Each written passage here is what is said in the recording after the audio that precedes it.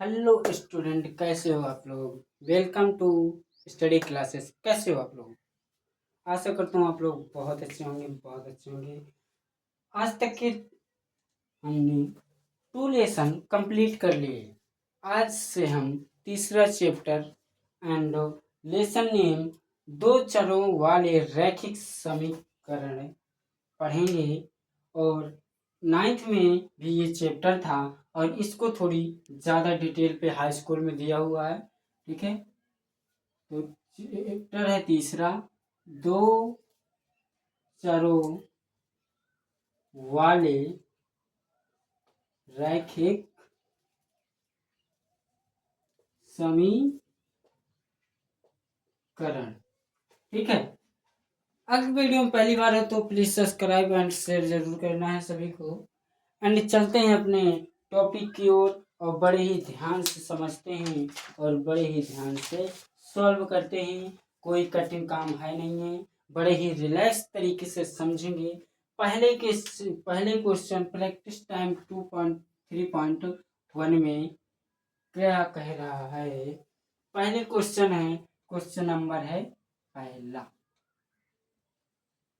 पहला का पहला। ठीक है, अपने को रैखिक समीकरण दिया है x प्लस वाई बराबर 14 और x माइनस वाई बराबर 4 यानी 4। कराए निम्न रैखिक समीकरण युग्म को प्रतिस्थापन विधि से हल करना है। आप लोगों ने 8 से लगा 6 क्लास से लगा के आज आप 10th में आ गए ये रैखिक समीकरण सॉल्व करते करते।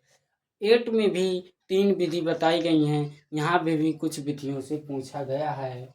तो देखते हैं, आइए सॉल्व करते हैं बड़े ही ध्यान से। कैसे सॉल्व करेंगे, प्रतिस्थापन विधि है क्या। प्रतिस्थापन विधि नाम से ही थोड़ी से हम समझने की कोशिश करते हैं। नाम है प्रतिस्थापन। प्रतिस्थापन का मतलब एक जगह से उठा के किसी दूसरी जगह में रखना प्रतिस्थापन कहलाता है। ठीक है, जैसे एक जगह से दूसरी जगह में किसी भी चीज को रखना प्रतिस्थापन कहलाता है, या कहीं से कोई वैल्यू लेके कहीं दूसरी जगह प्रस्थान यानी रख देना, वो प्रतिस्थापन कहलाता है। तो प्रतिस्थापन विधि से इसको सॉल्व करना है। यह तो हम एक समीकरण लेंगे, इसको हम नाम दे रहे हैं नंबर 1, नंबर 2। समीकरण 1, समीकरण 2।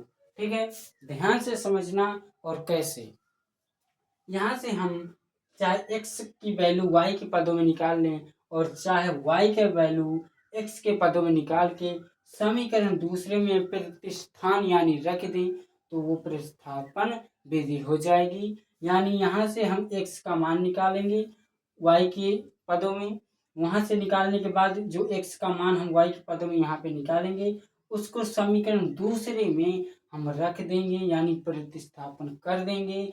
फिर और x और y के मान ज्ञात कर लेंगे, वही हो जाएगा हमारा प्रतिस्थापन विधि हो जाएगा। ठीक है, आइए ध्यान से समझते हैं कैसे। हमने यहाँ पे लिया समीकरण पहला, x प्लस वाई बराबर 14। यहाँ से हम आप कहें जिसका उसी के मैं मान निकालूं। y का निकालना चाहो तो x के पदों में निकल आएगा और x का मान निकालना चाहो तो x का भी निकल आएगा। मैंने यहाँ से x इजी थोड़ी सी लगेगा तो मैंने x का मान निकाला और ये y को उस तरफ लेके गए तो माइनस का y हो गया। यहाँ से ध्यान से देखो, x का मान y के पदों में प्राप्त हो गया, जैसे 14 माइनस का y। ठीक है, यहाँ पे अगर कोई प्रॉब्लम आ रही हो तो ज़रूर बताएं। अगर कोई पर कोई दिक्कत आती है तो कमेंट में ज़रूर से ज़रूर बताएं। ठीक है, और यहाँ पे हम समीकरण, इसका हम नाम दे रहे हैं तीसरा। ठीक है, अब यहाँ पे हम एक लाइन लिखते हैं कि समीकरण दो में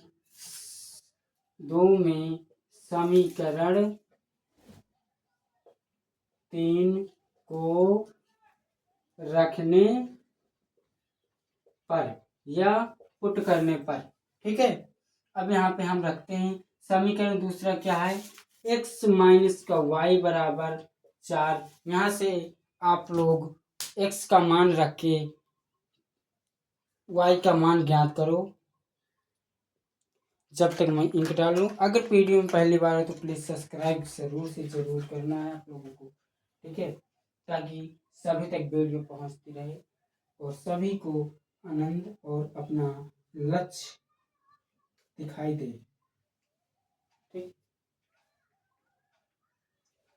हम धीरे धीरे अपने लक्ष्य को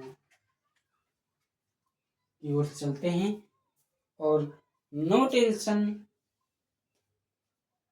के साथ अपनी स्टडी को कंप्लीट करते हुए हम ये क्वेश्चन को समझते हैं। ठीक है, आइए अब हम इसमें x का मान रखते हैं। यहाँ से x का मान कितना है, यहाँ पे 14 माइनस का y, ये मैंने x की जगह मान रख दिए, x का मान रख दिए 14 माइनस का y और माइनस का y बराबर यहाँ से 4। ठीक, अब मैं थोड़ा सा इसको सॉल्व करता हूँ। तो सॉल्व किया तो 14 माइनस का y बराबर 4। मैं अंक को उस तरफ ले जाता हूँ, संख्या को एक तरफ ले जाता हूँ और y को एक तरफ रखता हूँ।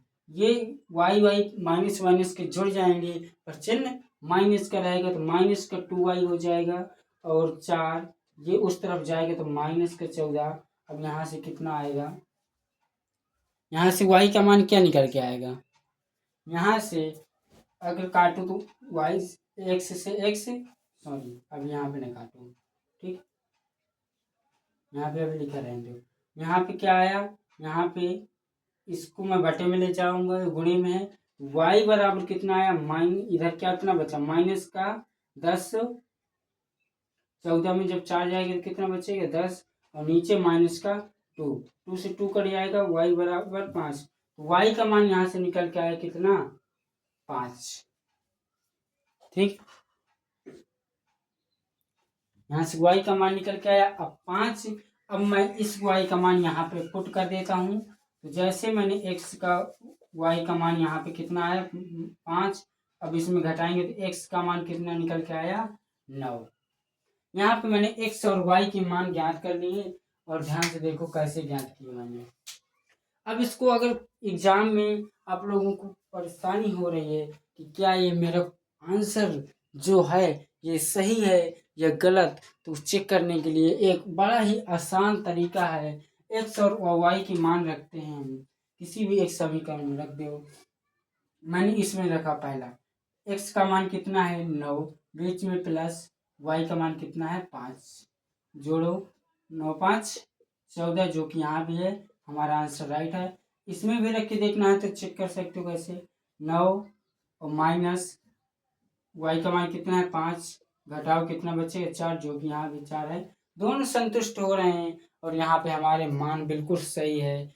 आगे हो सकता है कुछ क्वेश्चनों में आपको सुनने को या देखने को या पढ़ने को मिले कि कृपया जांच कीजिए, तो उस पर ये हम बेसिक तरीके से हेडिंग डाल के यहाँ पे लिखेंगे उत्तर की जांच, फिर x और y के मान रखेंगे, फिर उसको संतुष्ट कराएंगे। ठीक है, आज के लिए इतना ही, मिलते हैं नेक्स्ट वीडियो में। अगर चैनल में पहली बार हो तो सब्सक्राइब जरूर से जरूर करना है भाई। थैंक यू, मिलते हैं अगले वीडियो में।